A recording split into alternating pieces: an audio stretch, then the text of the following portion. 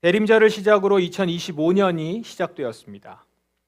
대림절 첫째 주, 우리 제목에서처럼 우리는 계속 주의 오심을 기다리는 자는 어떻게 살까라는 주제로 우리 성서정과 본문을 묵상했습니다. 그리고 오늘 주일 본문은 누가복음이죠. 지금 성경 동화를 통해서 우리가 말씀을 좀 보았는데요. 본문 역시 주의 오심을 기다리는 자는 어떻게 사는지 그걸 잘 보여주고 있는 그런 본문입니다. 먼저 오늘 본문에서 예수님은 마지막 날 징조에 대해서 제자들에게 말씀하고 계세요. 징조. 읽어볼게요. 한번 보십시오. 해와 달과 별들에게서 징조가 있을 것이다. 땅에서는 민족들이 바다와 파도의 소리에 당황할 것이다. 사람들은 세상에 닥칠 일을 예상하며 두려워하고 기절할 것이다. 이것은 하늘에 있는 권세가 흔들릴 것이기 때문이다. 25절에 보면 마지막 날 해, 달, 별들에게 징조가 있을 거라고 해요. 그 징조가 뭔지는 누가복음에 나와 있지 않은데 이 누가복음과 평행 본문인 마태복음에는 이렇게 표현되어 있습니다. 태양이 어두워지고 달이 빛을 잃고 그리고 별들은 하늘에서 떨어진다. 이런 징조가 나타난다는 거예요. 자, 이런 일들이 막 일어나요. 사람들이 얼마나 놀라겠습니까? 사람들은 이제 곧 이런 일들이 일어나면서 곧 닥칠 일들이 또 있을 거 아니에요. 그걸 예상하면서 어떻게 한다고요? 두려워하고 기절한다. 이렇게 나오죠. 두려워하고 기절한답니다. 그리고 그때 사람들은 봅니다. 인자가 구름을 타고 능력과 큰 영광으로 오는 것을 보게 된다라는 거죠. 평소에 주님을 믿지 않고 주님을 전해도 그걸 받아들이지 않고 거절했던 자들이 예수님께서 구름을 타고 큰 영광으로 오는 모습을 본다면 어떨까요? 어떤 생각이 들까요? 너무 깜짝 놀라겠죠. 그리고 정말 그 말대로 정말 전해진 대로 그대로 되는구나라는 걸 그제서야 이제 아는 것이죠. 아, 이제 망했구나. 이런 생각도 들겠죠. 하늘에서 나타나는 일들로 인해서 이미 기절할 정도인데 예수님이 구름을 타고 오신다? 그건 정말 사람들에게는 엄청나게 두려운 일일 것입니다. 세상으로서는 재난이겠죠. 재난. 예수님이 오시는 게 재난일 겁니다. 그런데 이때 예수님을 믿는 자들에게는 어떻게 하라고 예수님이 말씀하세요? 이러한 일이 일어나기 시작할 때 너희들은 일어서서 너희의 머리를 들어라. 이는 너희의 구원이 가까이 오고 있기 때문이다. 믿는 자들에게는 일어서서 머리를 들으라 라고 말씀하세요. 예수님을 맞이하라라는 거죠. 이게 뭘 보여줍니까? 하늘과 바다에서 일어나는 징조가 세상 사람들에게는 기절할 만큼 무섭고 두려운 심판의 징조지만 믿는 자들에게는 구원이 가까이 오고 있다는 사인이라는 거죠. 이처럼 마지막 종말의 때에 믿는 자들과 세상 사람들의 반응은 확연히 다릅니다.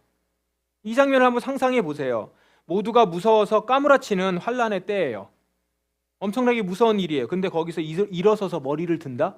다 숨어야 되거나 아니면 다 고개를 숙여야 되는 그런 상황에서 일어서서 머리를 든다? 이건 정말 놀라운 일이죠.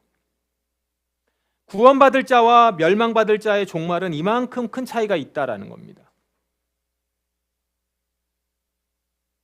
이 말씀에 이어서 예수님은 제자들에게 비유를 말씀하세요. 무화과 나무와 다른 모든 나무들을 보아라. 이러면서 무화과 나무와 다른 나무들에 대해서 보라 말씀하시죠. 말씀이 이렇습니다. 잎사귀가 돋는 것을 보면 너희는 여름이 가까웠다는 것을 알 것이다. 이와 같이 너희도 이런 일들이 일어나는 것을 볼 때 하나님 나라가 가까운 줄 깨달아라. 이런 말이죠. 무화과 나무를 비롯해서 모든 나무들의 잎사귀가 돋으면 그걸 보면서 사람들은 여름이 가까웠구나 라는 걸 안다는 거예요. 이런 것처럼 성도들도 지금 마지막 날의 징조들이 있어요. 해와 달과 별과 바다와 파도의 징조를 보면 이제 하나님 나라가 가까웠구나 이거를 깨달아야 한다는 것이죠. 여기서 한 가지 사실을 발견합니다. 주의 오심을 기다리는 성도는 마지막 때를 분별하며 산다라는 것이죠. 사람들이 나무와 그 새 잎사귀 이런 것들을 보면서 계절의 변화를 알아채듯이 성도는 해, 달, 별, 바다, 파도 이 징조를 보고서 마지막 때가 오고 있음을 알아차린다라는 겁니다. 그러면 보세요. 지금 우리가 사는 시대 어떻습니까? 마지막 때의 이 징조가 지금 나타나고 있나요? 이 말씀에 있는 것처럼? 해와 달이 어두워지고 별이 떨어지고 바다와 파도에서 무서운 소리가 들립니까? 그렇지는 않죠. 그렇지는 않아요. 아직 역사적 종말이 임박한 것 같지는 않습니다. 아직 그 징조가 있지는 않아요. 하지만 역사적 종말과는 별개로 분명 우리 모두에게 종말이 있습니다. 개인적인 종말이 있다라는 것이죠. 개인적인 종말이 뭡니까? 죽음이죠. 죽음. 모든 사람은 예외 없이 죽음으로 마지막 종말을 맞이합니다. 죽음 이후에는 여러분 한 사람 한 사람이 죽은 이후에는 더 이상 살 기회가 주어지지 않아요. 이 시대가 역사적으로 종말을 이루어지지 않았든 간에 우리가 죽으면 우리에게는 더 이상의 시기가 있는 건 아니라는 것이죠. 그러므로 죽음이라는 종말은 한 개인에게 있어서는 곧 역사적 종말인 거예요. 그에게 있어서는. 모든 사람은 주님께서 다시 오시는 그날 각자가 산 인생을 토대로 하나님의 정의로운 심판을 받게 될 겁니다. 따라서 마지막 때가 오고 있음을 깨달으라 라고 하는 예수님의 말씀은 단지 역사적 종말을 깨달으라 라는 것 이상으로 내 인생의 끝이 가까운 줄 깨달으라 라는 겁니다. 지금 역사적 종말이 안 오고 있구나, 괜찮구나가 아니죠. 여러분에게 있어서의 종말은 있다라는 거예요. 곧 온다라는 겁니다. 그걸 깨달으라는 거예요. 마치 내 삶이 계속될 것처럼 한참 뒤에 먼 훗날에 죽을 것처럼 살지 말고 내 인생의 끝이 가까이 와 있음을 인지하면서 살라는 말이에요. 여러분들 지금까지 살아온 한 40여 년의 시간이죠. 40여 년의 시간을 한번 되돌아보세요. 어떤가요?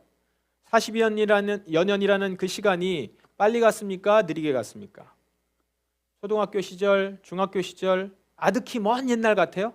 기억 안 난다. 그렇지 않죠. 불과 얼마 전인 것 같아요. 몇 년 전인 것 같기도 하고. 그렇다면 생각해 보세요. 내가 지금 산 만큼만 더 살면 80세거든요. 아주 짧게 잡아도. 그럼 80세까지는 분명 지금 40세까지 살았던 것보다는 더 빠르게 지나간다고 하면 느낄 겁니다. 점점 빨라지는 것 같아요, 시간이.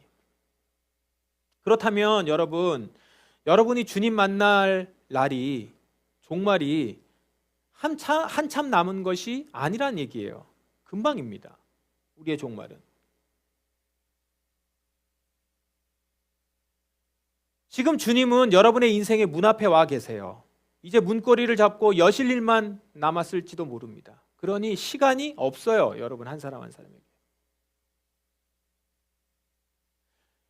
이것을 정말로 인지하는 성도라면 어떻게 살아가야 됩니까? 내게 주어진 하루하루를 심판주 하나님께 좋은 평가를 받기 위해 살아야 하지 않겠어요? 세상이 말하는 가치를 따라서 내 마음이 원하는 대로가 아니라 오직 심판주 하나님의 뜻에 부합하게 그분의 선하신 뜻을 따라서 살아가야 된다는 것이죠. 조금 천천히 여유를 가지고 내 마음이 좀 내킬 때까지 기다렸다가 이거 너무 아니란 생각이죠. 지금 당장 내게 들려지는 주님의 말씀에 즉시 순종하고 오늘 이 시간이요. 이 시간 벌써 우리에게 주어지는 이 말씀에 순종하고 매일의 시간을 주의 선하시고 기뻐하시는 뜻에 맞게 살아가는 것. 그것이 필요합니다. 지금 예수님은 우리에게 하나님 나라가 가까운 줄 알고 살라라고 말씀하시는 겁니다. 단지 역사적인 종말에 머물지 마세요. 여러분 한 사람 한 사람의 종말을 기억하십시오. 또한 주의 오심을 기다리는 성도는 마음이 방탕과 술 취함과 삶의 걱정으로 무겁게 눌리지 않도록 하며 살아갑니다. 34절의 말씀이 이렇습니다. 예수님께서 이렇게 말씀하세요. 내 마음이 방탕과 술 취함과 삶의 걱정으로 무겁게 눌리지 않도록 하여라. 그날이 마치 덫처럼 갑자기 내게 다가올 것이다. 그날, 마지막 날이거든요. 예수님은 지금 마지막 그날이 마치 덫처럼, 덫이 뭐예요? 안 보여요. 근데 항상 거기 있었어요. 그러다가 거기에 덜컥 걸리는 거죠. 호박당하는 거죠. 마치 덫처럼 갑자기 우리에게 다가올 것이기 때문에 우리 마음이 방탕과 술 취함과 삶의 걱정으로 눌리지 않도록 해야 된다고 강조하고 있는 거예요. 그러면 여러분 생각해 보십시오. 우리의 마음이 방탕과 술 취함과 삶의 걱정으로 눌려 있으면 어떤 일이 벌어집니까? 그런 걱정들이 내 마음을 짓누르면 우리는 그 문제에 매몰돼서 주가 오시는 날을 준비하지 못한 채 갑작스럽게 그날을 맞이하게 된다는 거죠. 이런 방탕과 술 취함과 삶의 걱정을 해결하려고 막 이렇게 하다가 아니면 거기에 마음이 눌려 있다가 보면 어느새 종말을 맞이하는 거예요. 주님의 오심을 맞이하는 거란 말이에요. 갑자기. 근데 그게 갑자기 기다리다가 만나는 게 아니라 덫처럼. 그날 나는 머리를 들면서 주님 오시는군요 이래야 되는데 그게 아니라 덫처럼, 그러니까 재앙이 되는 거죠. 이게 얼마나 끔찍합니까? 따라서 주를 기다리는 성도는 방탕과 술 취함과 삶의 걱정 이런 것들에 마음이 눌리도록 내버려 두면 안 됩니다. 그러면 여러분 이렇게 말씀을 드리면 방탕과 술 취함과 삶의 걱정, 여기서 이 앞에 2개 정도는 나한테는 필요가 별로 해당이 안 된다. 방탕과 술 취함. 뭐 몇 분은 해당이 될 것 같기는 한데 하여튼 대부분 여기 계신 분들 해당이 안 된다고 생각할 가능성이 높아요. 왜냐하면 나는 술 마시면서 방탕하게 놀지 않기 때문이라는 거죠. 그런데 여기 본문에서 이 방탕이라고 번역된 단어는요, 크라이팔레라고 하는 헬라어예요. 이게 신약 성경에 딱 한 번 나오는데요. 사전적인 의미는 소실이라는 뜻입니다. 소실.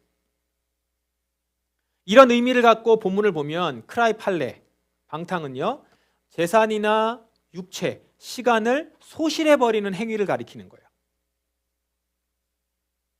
그러니까 방탕은 뭐 술 취해서 주정 부리고 추태 부리고 이런 모습이 아니고 자신의 재산이나 육체, 시간을 주신 분의 뜻에 따라서 사용하지 않고 자기 마음대로 사용해서 없애는 걸 말합니다. 이게 방탕이에요. 그러므로 크라이팔레, 방탕은 우리에게 해당되는 얘기일 수 있는 거죠. 단지 술 안 마시고 내가 유흥업소 출입 안 한다 이런다고 되는 게 아니에요.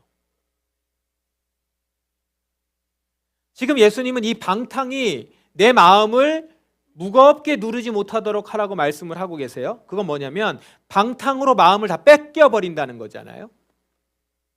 내 시간과 물질을 나만을 위해서 써버리는 일, 그렇게 하다 보면 마음을 뺏겨버리는 거죠. 그게 내게 일어날 수 있는 거잖아요. 그러니까 나만을 위하여서, 나의 가족만을 위하여서, 내 계획을 위하여서 내 시간과 내 물질을 다 쓰고 있는 거죠. 이게 탕진하는 거죠. 계속. 그러면서 내 마음은 빼앗겨버리는 겁니다. 그러다가 어느새 종말을 맞이한다는 거죠. 그 방탕 조심해야 돼요. 그 방탕의 끝으로 이렇게 드러나고 있는 것이 이제 술 취함이겠죠. 또 이 방탕이나 술 취함과는 반대로 삶의 걱정이 나옵니다. 삶의 걱정. 이 삶의 걱정 역시 우리 마음을 무겁게 누를 수 있습니다. 여러 우리의 삶의 걱정들 대부분 다 이 방탕에 관련된 것들과 연관돼 있어요. 재산이나 물질이죠. 재테크 어떻게 할 것인가? 지금 물가가 이렇게 오르고 있는데 난 자산을 언제 마련하지? 어떻게 마련해야 되지? 나중에 늙어서 굶으면 안 되는데. 그러니까 지금 노후 계획을 세워야 돼. 이제 이러면서 여기 이제 빠지는 거죠. 우리 아이들이 점점 커가는데 학원도 보내고 뭐도 가르치려면 돈이 많이 필요한데. 우리의 온통 이 머릿속에 이제 그것으로 가득하면서 걱정이 점점 머리에서부터 마음으로 이렇게 쭉 내려오죠. 이러면서 끊임없이 먹고 사는 걱정에 지나치게 눌리는 거예요. 아, 이거 끝나면 요거 끝나면 되겠지. 아니요. 또 다른 걸로 계속 만들어가는 거죠. 물론 어떻게 먹고 살 건지 이 걱정하는 거, 적당히 걱정하는 거 필요하죠. 미래에 대한 계획, 걱정이 없으면 곧장 나태하게 되고 대책이 없고 게으르기 십상입니다. 그러나 여기서 말하고 있는 예수님의 말씀의 요점은 그런 삶의 걱정이 우리 마음을 무겁게 짓누를 때까지 가게 되면서 주의 오시는 날을 깨어 준비하지 못하게 되는 일에 빠지지 말라는 겁니다. 지금 내 문제가 너무 많아요. 우리 아이 지금 진학시켜야 되고 저 지금 계획된 게 있단 말이에요. 이거 빨리 사업 일으켜야 돼요. 이제 이러면서 내 인생에 이 주님께서 오시는 날이라는 것은 너무 먼 얘기라는 거죠. 지금 그거 생각할 일 없어요. 이러면서 우리의 생각을 완전히 빼앗겨 버리는 것, 우리의 마음을 빼앗겨 버리는 거죠. 이 먹고 살 걱정에만 온통 빠지다가 내 인생이 순간이라는 사실을 까맣게 잊고 살다가 이제 갑작스럽게 주님을 맞이하게 된다는 거예요. 그러면 안 된다는 거죠. 그렇다면 여러분, 어떻게 하면 내 인생이 순간이라는 것을 깨닫고 내 마음이 방탕과 술 취함과 삶의 걱정으로 눌리지 않으며 살 수 있을까요? 이런 것에 어떻게 하면 이 마지막 때가 곧 온다는 걸 알고 방탕과 술 취함과 삶의 걱정에 마음을 빼앗기지 않으며 살아갈 수 있습니까? 바로 기도를 통해서라는 겁니다. 예수님이 이렇게 말씀하십니다. 일어날 이 모든 일들을 피할 힘을 얻고 인자 앞에 서기 위하여 항상 기도하며 깨어 있으라. 기도는 일어날 모든 일들을 피할 힘을 준다는 거예요. 여러분, 기도는 신비한 통로입니다. 분별력이 없는 사람이 기도를 하면 지혜가 생깁니다. 온갖 걱정과 두려움에 휩싸일 때 기도를 하면 신기하게 불안이 떠나가고 평안과 확신이 밀려오는 걸 경험할 수 있습니다. 성경을 펼쳐보세요. 온통 이런 기도의 경험을 한 사람들의 이야기예요.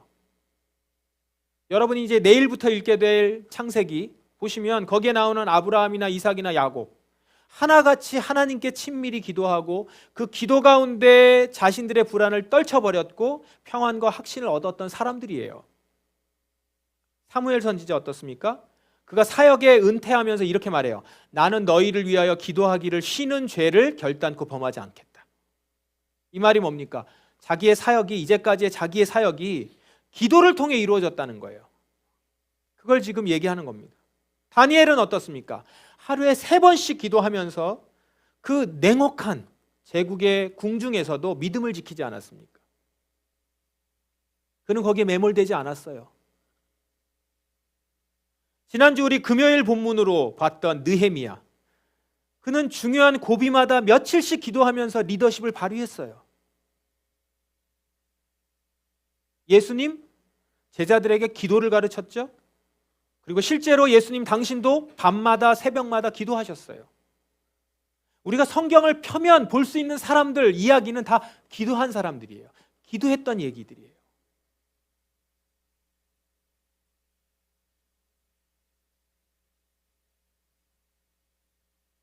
여러분은 어떻습니까?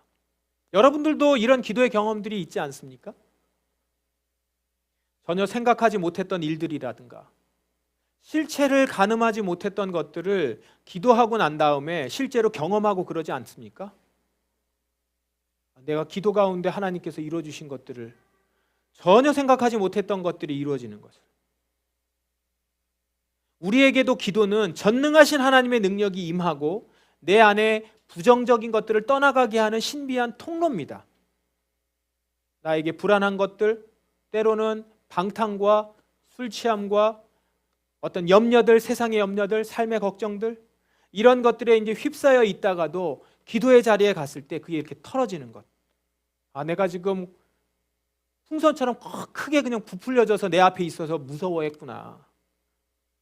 내가 지금 잘못 생각하고 있구나. 다른 길을 보고 있었구나. 엄청나게 지금 이 더럽고 추한 것들을 내가 붙잡고 있었구나. 그걸 기도 가운데서 성령님께서 보여주시고 깨닫게 해주시고, 그래서 그것들을 이렇게 터트리죠.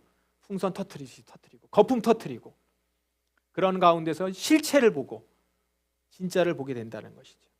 내 안에 부정적인 것들, 염려들, 걱정들 사라지면서 평안이 찾아오고 안심하게 되고 기대하게 되고, 그러면서 우리의 종말이 무서워지는 것이 아니라 소망하게 된다는 거죠. 이런 놀라운 경험들이 기도를 통해서 우리 가운데 이루어집니다.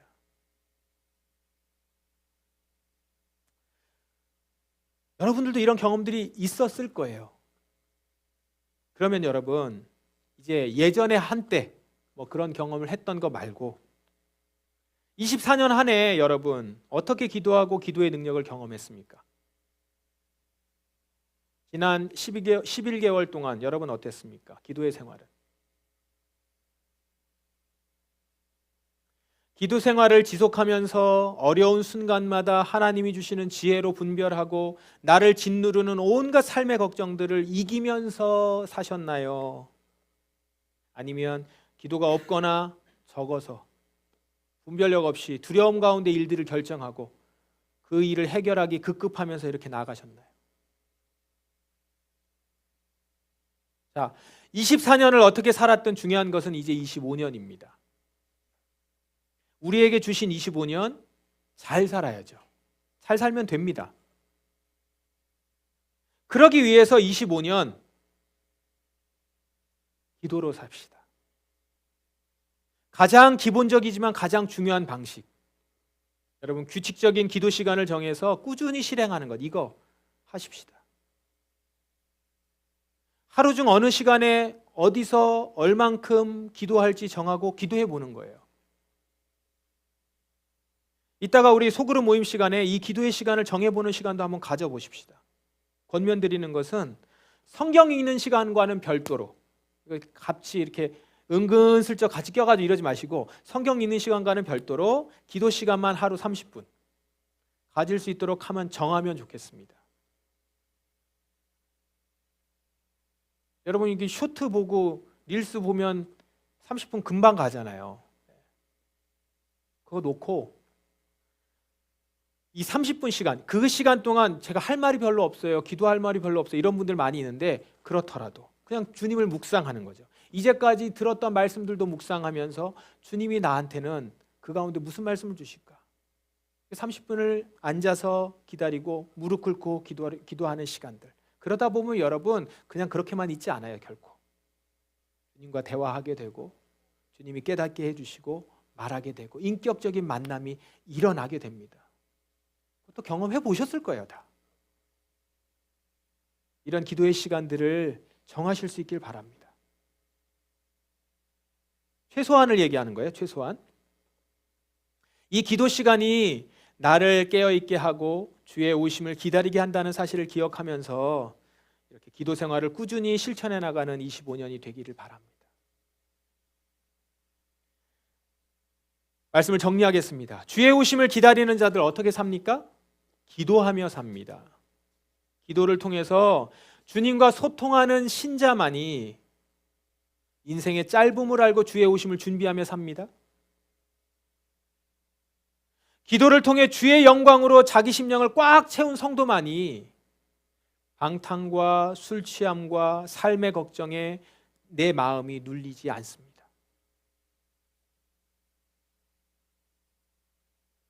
아까 우리 마지막 때에 대한 얘기할 때 세상 사람들은 그 일어나는 일들을 보고 두려워하고 기절하지만 성도들은 어떻다고요?